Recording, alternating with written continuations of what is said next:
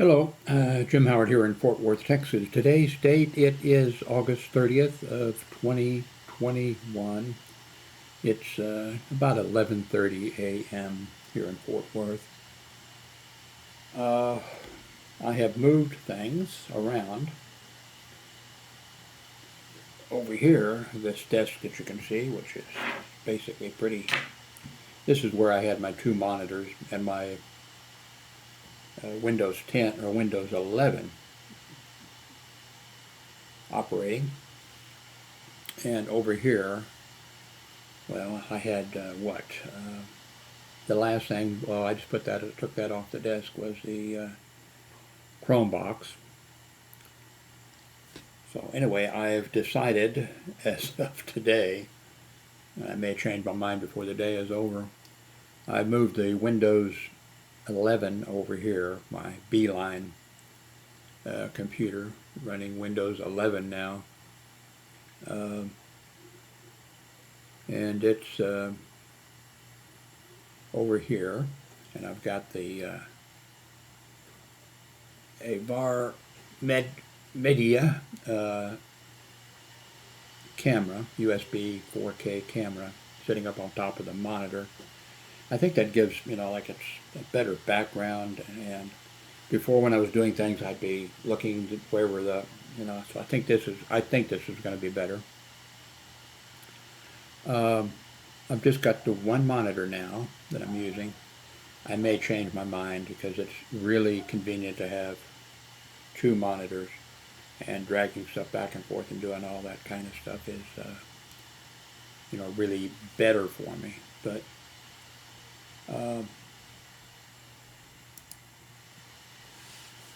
I think the lighting is going to be better.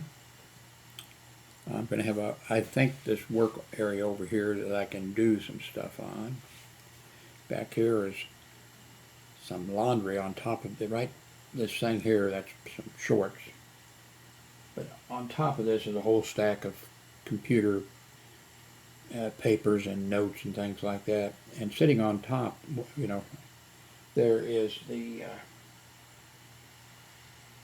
emergency standby power system, which is not hooked up to the solar cells. The solar cells are over underneath that window over there, but we live in an apartment complex, and there's no way they're going to, and it's understandable, there's no way they're going to allow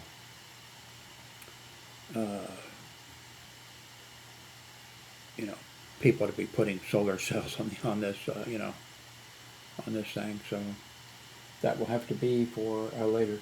It does serve as a, standby power because it's charged up. It has a 12 volt, I think a 12 volt battery in there, like in a vehicle.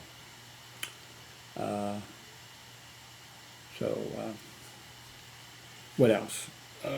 Anyway, this is tomorrow. Who knows what I'll be doing. I'm using. I think I'm going to go ahead and try it, by the way, to hook up the Brio camera also here, and maybe I can put it over here or do something. Actually, the best idea is always to keep it simple, I think. But I like to play with my toys. So I like to hook these things up. Since I paid, it just drives me crazy to have, mice and USB cameras and all this stuff just sitting around here. I want to use, since I have them, I want to use them all.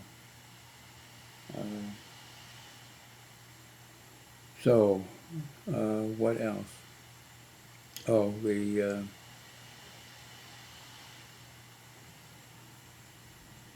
I have to decide. This the setup is, resolution is 2360 by 1080, which is 4K, I believe.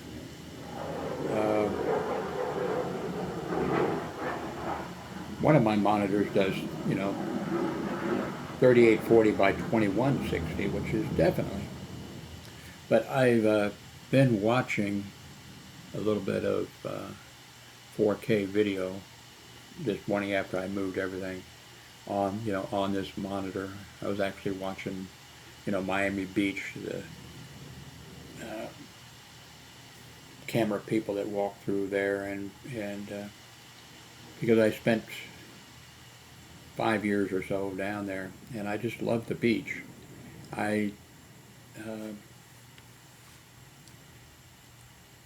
I don't I don't love like I don't love the entertainment area or whatever where they have all the bars, and it's just, and then there's people come into Miami and they rent a Mercedes, or they a sports car or something, and then they drive up the street, and then there's women out there showing their booty or stuff and on the street, and I just hate that. But I love the beach. I love I love Florida. I hate the people. Not really, but the people and I'm probably wrong. I was just down there for 5 years. That'd make me an expert on. I'm an expert on everything, aren't I? No, I think I am. I guess I'm not, but like I worked about a year or so at CompUSA. I loved that. All I did was, and I was the only one doing it, was the pricing.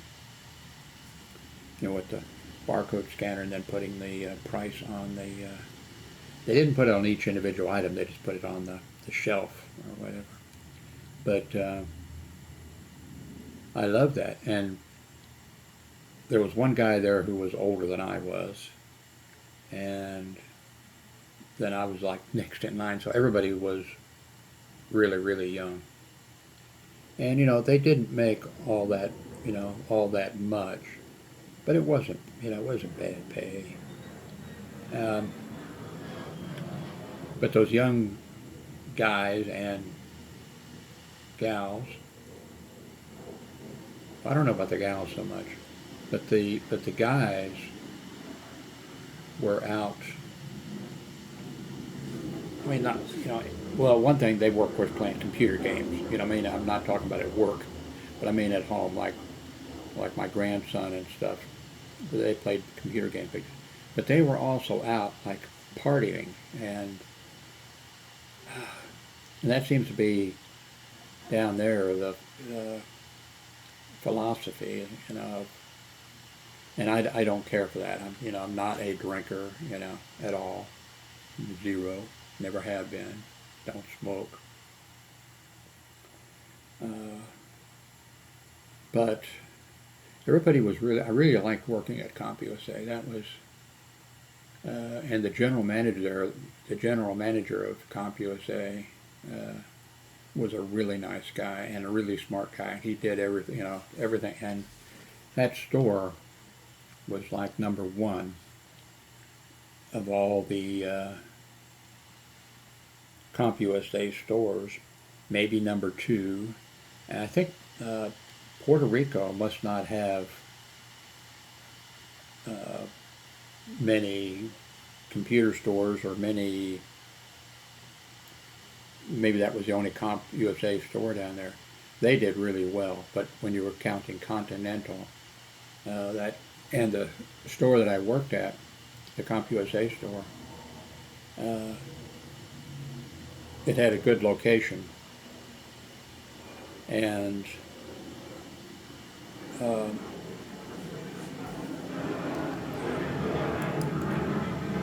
I don't know which reserve unit is.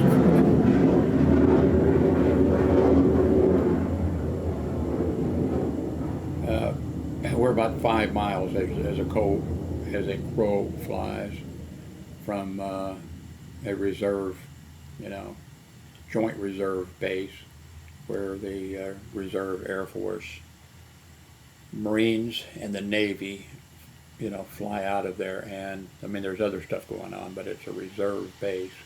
It used to be Carswell, which was a SAC, base. But we get them flying over here, sometimes pretty low. Where was I? Oh, anyway, the CompUSA store that I worked at,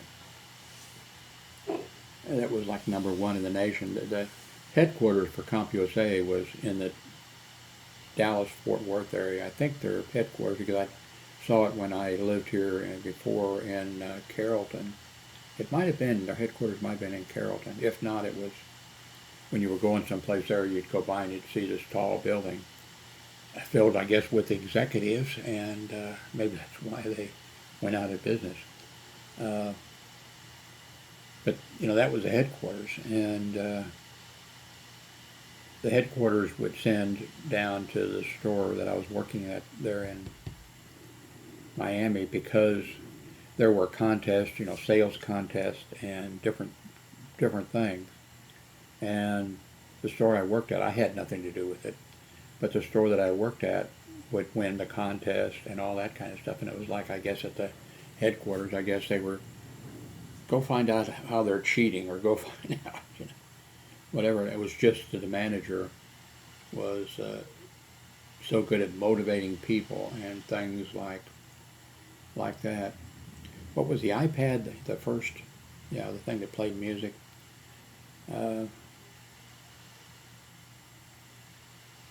The store, when I was working there, that year or so that I worked there, I think that's when it first came out.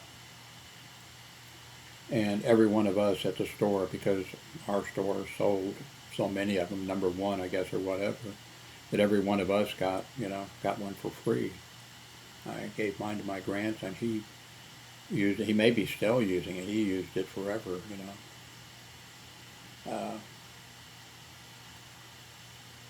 When I quit CompUSA,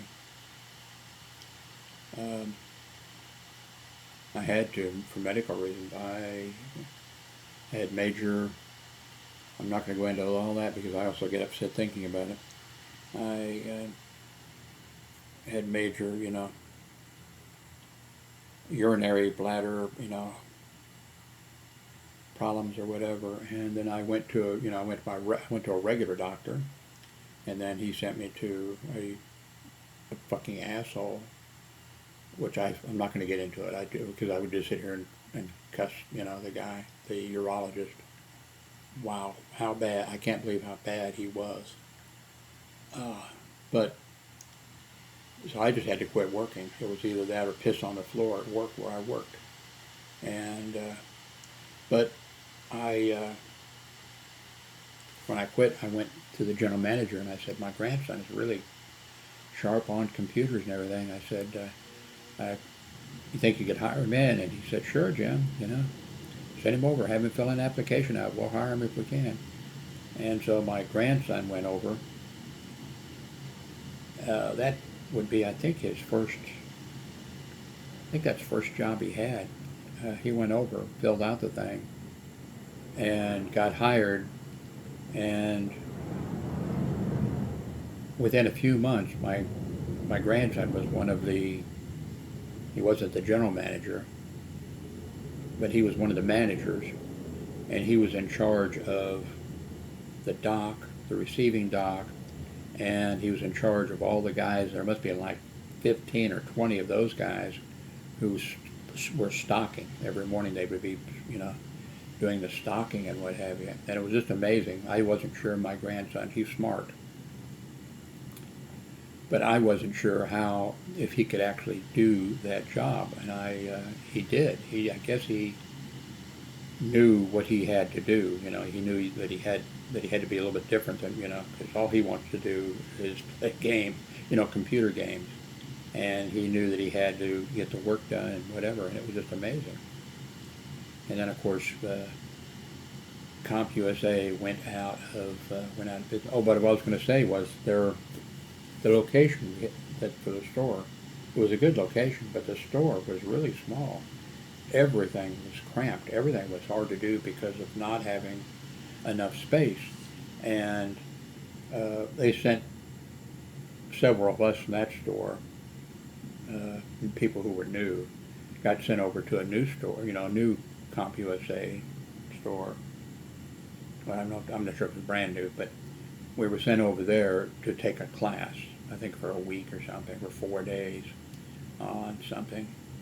And they had over there classrooms, I mean, they had everything, and that was a fantastic store, and it wasn't very far from the store that I was working at. And that just shows you, location, location, location. And but I enjoyed working at CompUSA. They didn't, uh, they didn't pay the best in the world, but it was okay. Uh, Before that, I worked a year right next. They were right across the street. The CompUSA store was right across the street from the Dadeland Mall, and I worked there for about a year doing mall security, and I hated that. And a bunch of the people that I worked with were just. I don't know if you've seen the movie Mall Cop 2, or whatever that was. That was about, that was about like it. I mean, it was, and then too, there's a company here in the United States that does, well, they might be owned by some corporation outside the United States, because I think, I know, I can't remember Pinkerton or Burns, but I think actually both of them, if you watch cowboy movies or whatever, the Pinkertons, trying to catch Jesse James and all that type of stuff. Here Burns and Pinkerton, before there was a national, there wasn't any FBI or anything like that. There were marshals, sort of, but so those turned out to be big, security agencies. Private security for banks, shopping malls, this kind of stuff. But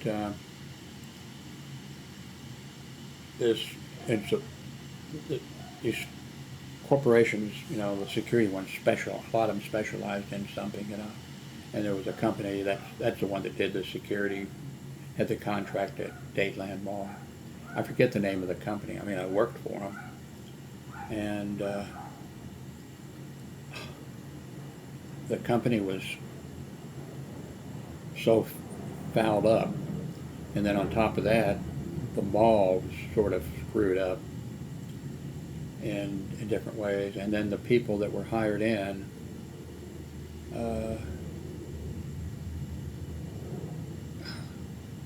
it's just, and then too, it being Miami, I only spoke English. And you really, if you're going to live down here, you're going to work down here. If you're going to, in Miami especially, you better learn to speak Spanish. I learned, not to go to McDonald's or I started to say a donut shop. They don't have well, I'm sure you can find them someplace. They don't have regular. They have, which were good. I liked them. They have. The donut shops and stuff sell something that's, I'm not sure if it's Cuban or if it's just Hispanic or whatever, and they're great. But I would go in I'd like to have some glazed donuts, have some, blueberry donuts or whatever. No, they have all this other stuff, but the stuff was good. But anyway, the problem, if I went into a McDonald's or anything like that, if they opened at 10 a.m., I had to learn, not to go in at, 10:05 or 10:10 or 10:15, because nobody in there would speak. The employees wouldn't speak, didn't know English, but they did have. Then somebody would show up, because probably the guy was coming late instead of being there. That's with my son, the one that worked at CompUSA or whatever, and his jobs after that. If the place was going to open at 10 a.m., he'd be there at 10:05. But I was telling him, I know they don't start paying you till 10 o'clock, but get there 10 minutes early. But no, and with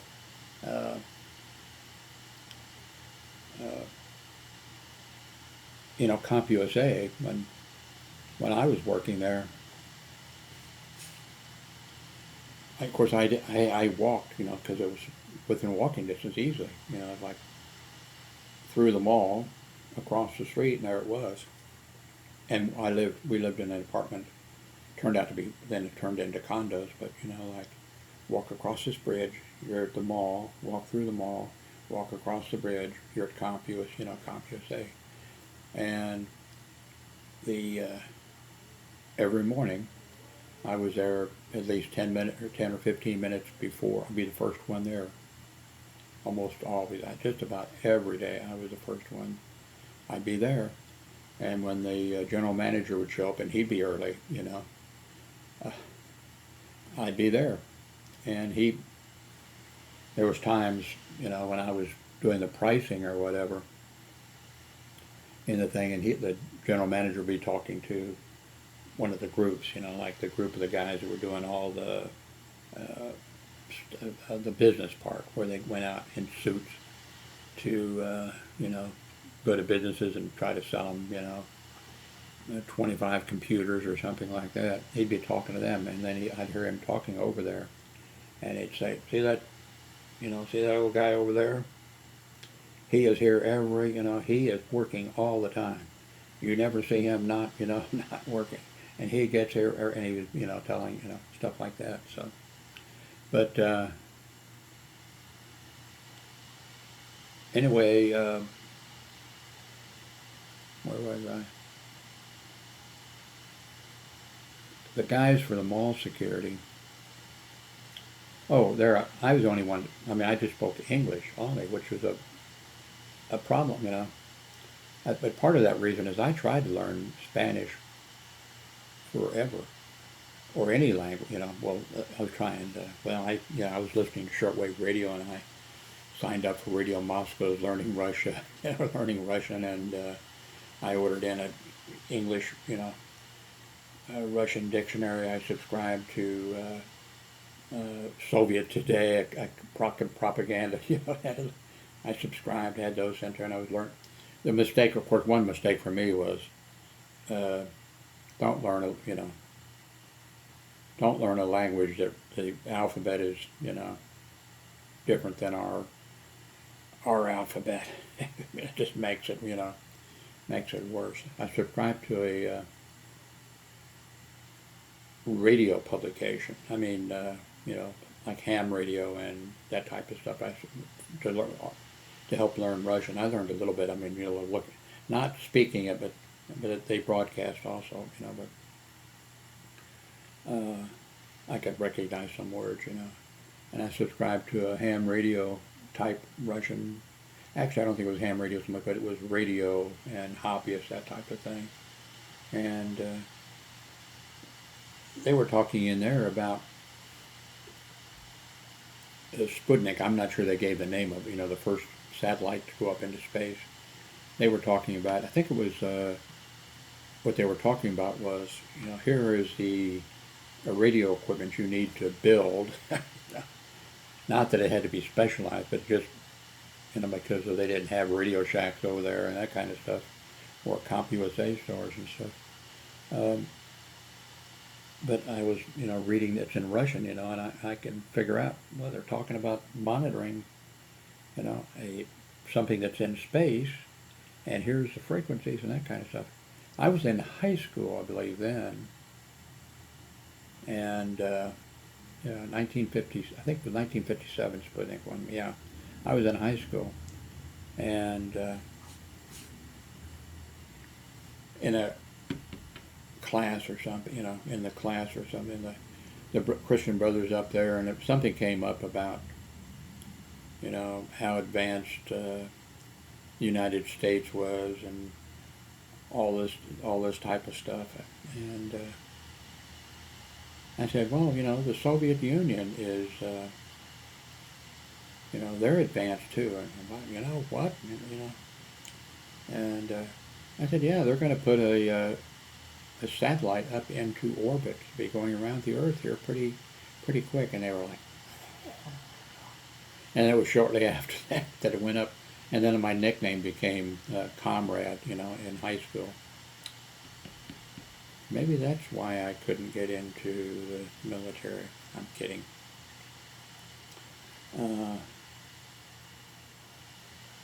But How did I get talking about learning Russian? Who knows? Did I say that or did somebody else say that? Well, anyway, no, okay, that was the thing. The guys that I worked with at the mall, they spoke English. Most of them were, I think about all of them, were Hispanic. Uh, and one thing I found out was,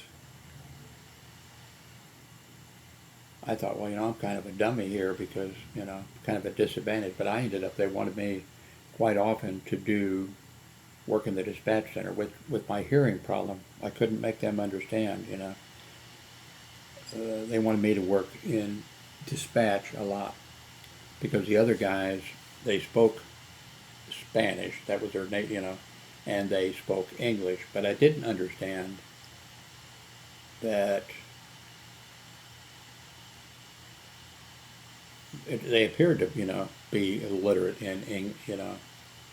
literate in English, but they had major problems, and so it was a problem for them to be in dispatch, and so they wanted me, but I had a problem being in the dispatch because there was people in that dispatch center that were not other people dispatching, but people would come in there and be talking.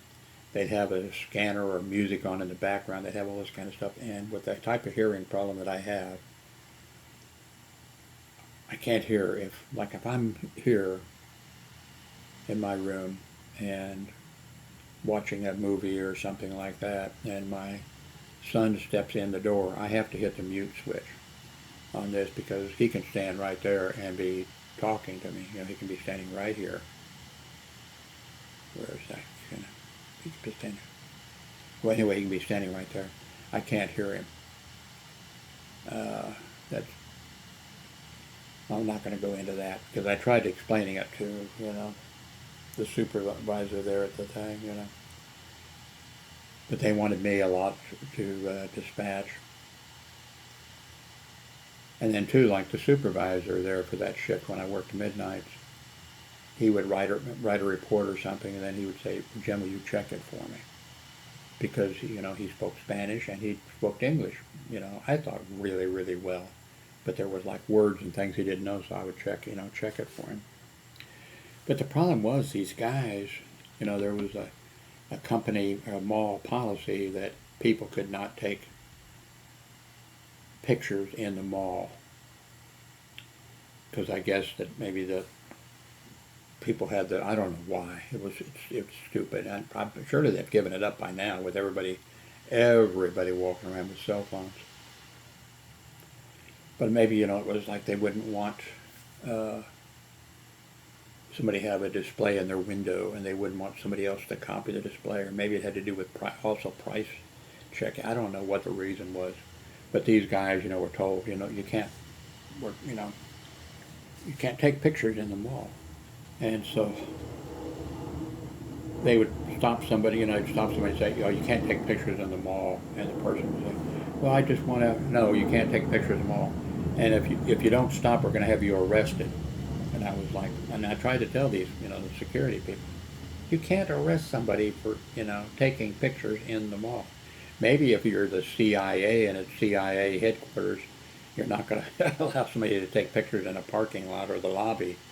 But at the mall, you can't stop them. Now you can tell, and I tried to explain it, you can tell the people, okay, we have a rule here, you can't take pictures, so then you're going to have to leave, but you can't arrest them, Now you could tell them at that point, if they said, well, I'm not going to leave, then you could say, well, I'm telling you now you're trespassing, and then, but they couldn't understand it. And then after I explained it to these guys repeatedly, and I wasn't a supervisor or anything, they still couldn't get it through their, they'd been told, don't let somebody take pictures, And then too, they would not listen to me. And there was things that came up, and I'd say, okay, this is going to happen, or this is, and they would not pay. Like there was one night, 3 or 4 o'clock in the morning, there was somebody in the parking garage, and there were, the mall was closed. But so I rolled up there, and can I help you? And he says, "Oh, this is my girlfriend's car here, and she works in such and such a store, and she's going to come out here in a few minutes. We're going to eat and everything." And I said, "Oh, okay." And then, but anyway, I was going to just park over there in the corner and just sit there for a while because I knew this was. And then immediately I got a call from the supervisor who was in dispatch. Time to check the Coke machines, because that was on a lit like this. This security company put out a standard thing for all of the mall or all of the places that they, it was a standard, okay, at such and such a times or whatever. Then it wasn't just, it'd be like then, okay, there was a time, not an exact time, but the dispatcher knew that he had to have the unit go check all the trash containers to see if they were filled up, to see if the boxes from the stores had been crushed, and they had these things. So anyway, this guy, the supervisor calls me from dispatch. Time to do the Coke machine check. And I just called him and said, well, anyway, he called, And I said, I need to keep an eye on this guy. Something's suspicious here. No, it's time to do the Coke machine check. And I said, okay, well, would you swing number 24 camera around and aim it at this car over here, and turn camera number such and such and aim it at this area or whatever. And he says, okay. And then I went and I checked the Coke machine. I did it real fast, extra fast, because when I checked Coke machines, I just knew my job after doing 30 years of hospital security, plus during many of those years I worked a second security job, and all, I knew. And so anyway, so I checked them real fast. Real fast. Where normally I would have checked them real slow, because I would have been checking other things around them that weren't on, the list. And I'd have been checking, not just checking to make sure they weren't broken into, but check to make sure that the doors hadn't been, just checking everything. But this time I checked it real fast. Went back to the parking garage. The guy's car wasn't there, but on his girlfriend's car, he had written on her car stuff like, "You slut, you bitch, blah, blah, go ahead and, whatever, go ahead and fuck that guy if you think he's, So I called the superintendent dispatch, and I said, this guy just wrote all over this girl's car, and you've got it on camera, haven't you? And he said, So I said, oh, okay. So I just drove up to the dispatch, went in. He hadn't switched, he had never aimed the cameras there. And it was just stuff like that. Same thing, like I was in dispatch, and there was a young guy who, they eventually fired him. Like, I just started there, and then he told me, he says, in the front parking lot, there's a lady who works in the mall, and she always parks over in that area there. And I've put a ticket on her car before. I've told her before that she can't park there, but you check, and then you put a ticket on her car. You do such and such. And I said, what's going on? What's the deal? Why are you so upset about that? You guys got something going on? Whatever. Oh, and of course, I didn't mess with the lady's car. And of course, he had something going on. I don't know whether they dated or he asked her for a date or what the thing was. But then he lied about stuff. I guess he told other people, and I guess maybe even the supervisor had said, "What's going on?" And that wasn't what he eventually got fired for. There was a Firestone, I think it was, that occupied part of a Firestone store that puts batteries in cars and tires and that kind of stuff. And it occupied part of the thing, but they had, it was a separate deal. Firestone, and there's a few other companies that, made a deal. Okay, where can we use, and I don't know how they work it out, a percentage, and that kind of stuff. But I checked, of course, their parking lot, I would check the parking lot. But then I knew enough, and I'm sure the other guy should have, that people take their car in, and then their car is left overnight to have something done, and then it's done. And this guy would put tickets on all the cars. He'd go up there and just slap tickets all over the cars. And I even would tell him sometimes, no, you can tell those cars are parked there. They're going to have some kind of stuff. But I went up and checked the cars to make sure somebody hadn't left the vehicle unlocked or the keys on the, I would check those things. But this guy, so then I got a call from the, like the supervisor said, did you put a ticket on such and such cars up there? I said, no, I never put tickets on the cars up there. I check it. And he said, you didn't put tickets on the cars? I said, no. And he says, well, so-and-so, this other guy, he says, I asked him, and he said he didn't put a ticket on the car. And I said, if there's a ticket on the car, he put the ticket on the car. That was shortly after that day, But okay, so I was in dispatch this one night, and the supervisor was out patrolling, or I think maybe he was assigned to the mall inside, walking an empty mall. Eventually, they got one of those things that you can stand on with the two wheels that go. But the night shift, of course, just charged it up, and the day shift are the guys that ran over the little kids with it or whatever inside the mall. But anyway, so it's 3 o'clock in the morning or something. So the supervisor's inside the mall, and this young, smart aleck punk that's got something going on. He's just so he's outside, and then he calls about something, and they're talking back and forth in Spanish. I don't speak Spanish. They know I don't speak Spanish. They're talking back and forth in Spanish. Okay. Have no idea what they're saying.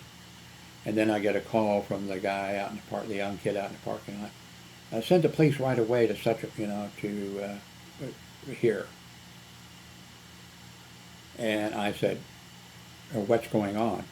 And he, tell me what is going on. And he comes back and he says, just call the police. I'm telling you to call the police. And I answer him back and I say, I'm not calling the police until you tell me what's going on and why you need the police. If I call the police, they're going to say, why are we responding? So tell me what it was. And I forget. He had, I think, an argument with, not an argument, but he had probably told somebody to move their car. I don't know what what it was. It wasn't any, and the police didn't get called, And that was the kind of stuff that, that went on. Oh, man. Anyway,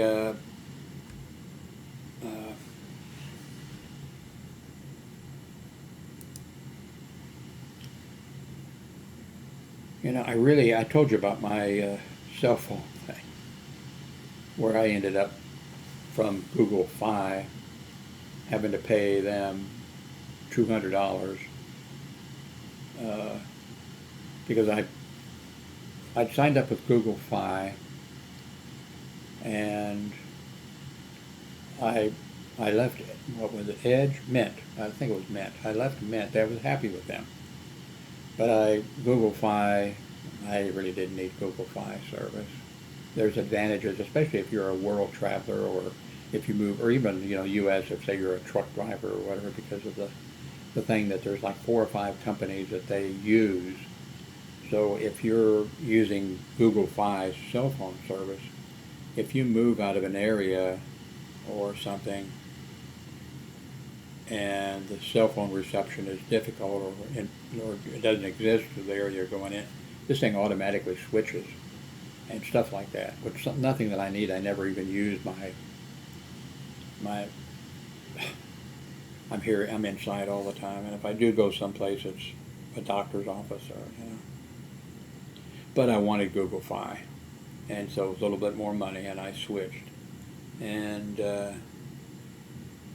then they had a special $200 off on a Motorola stylus, I think. Was that it? No. Can't remember.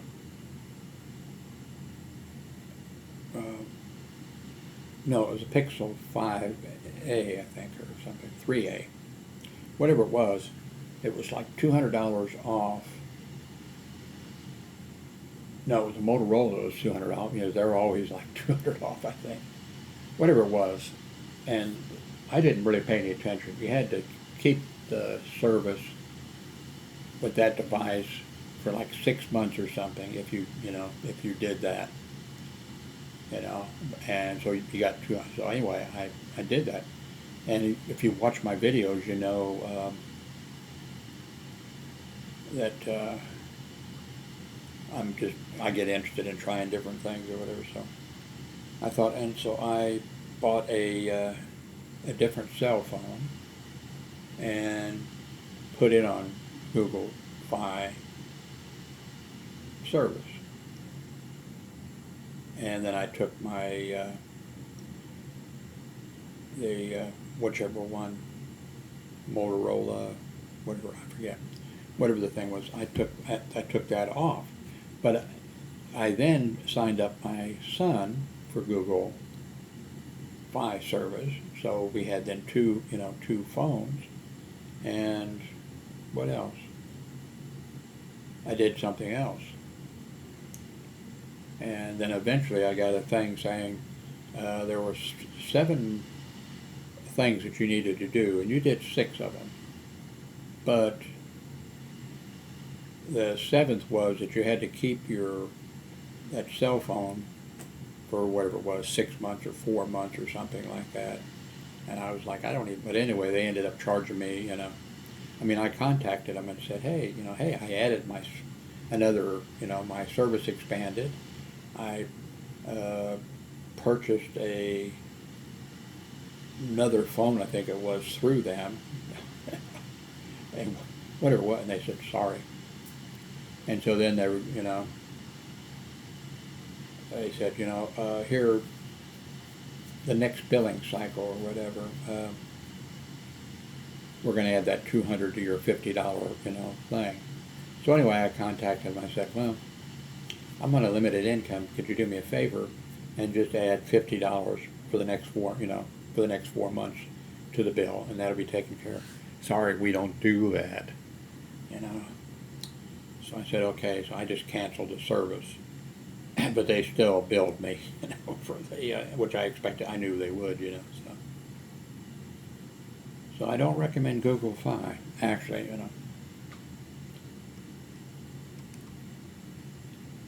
I love coins and stamps. When I was a kid, I collected stamps. I collected coins and stuff like that. I am interested in a new cell phone. I don't know why. I shouldn't be. This looks like a really neat device here. A USB-C docking station. And it has 2 HDMI and a data port. It has triple 4K at 30 hertz per second, for connecting up monitors.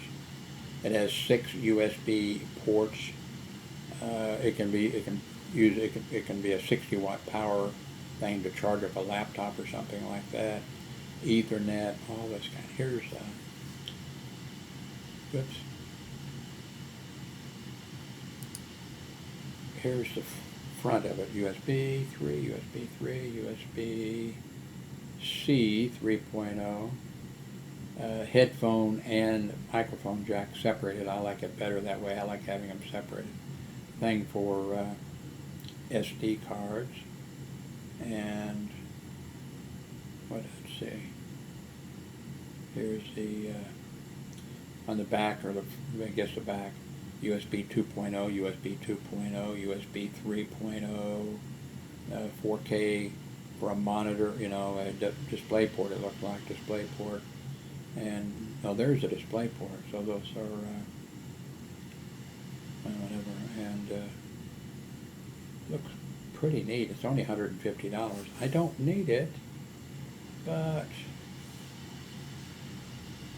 see, back. Oops, no, I didn't want to go back there. Oh, okay. Now, I don't want to buy all these things, but I stick things on here so that I can remember. Well, some of the items I put on that list are things that I would like to buy, but some of them, like I'm not going to buy this cup, but I used to work for the Dark Truck Company, which is a division of Kenwood trucks.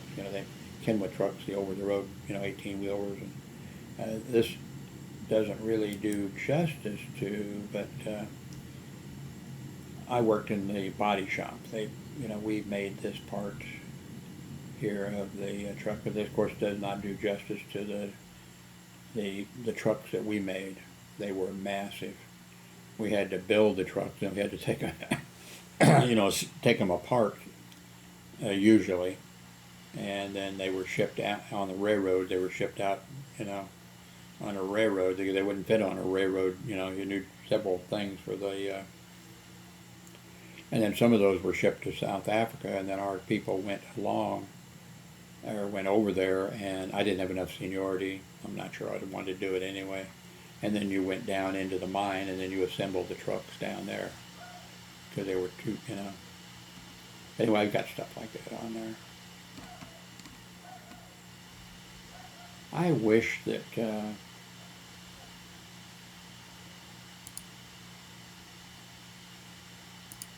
all the things that I did over all the years, I have very few photographs. And I was into photography, but I have very few photographs of me like at work.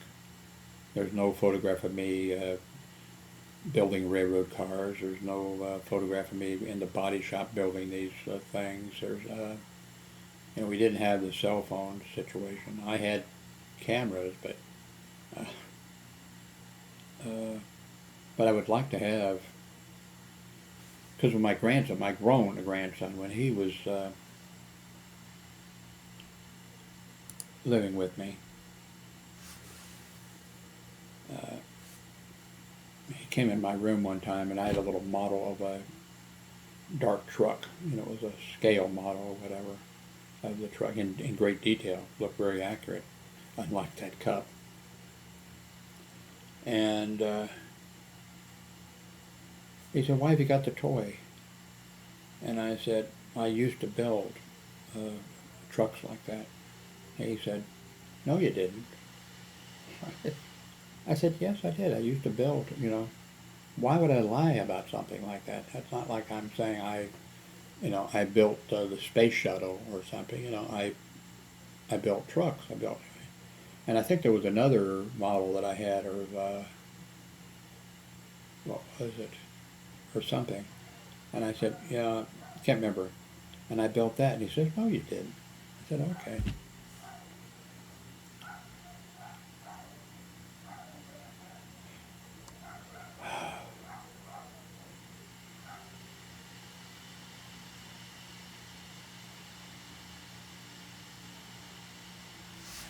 Okay, I guess that's it. This is sort of a test. I know you hate hearing that. This was sort of the test to see how this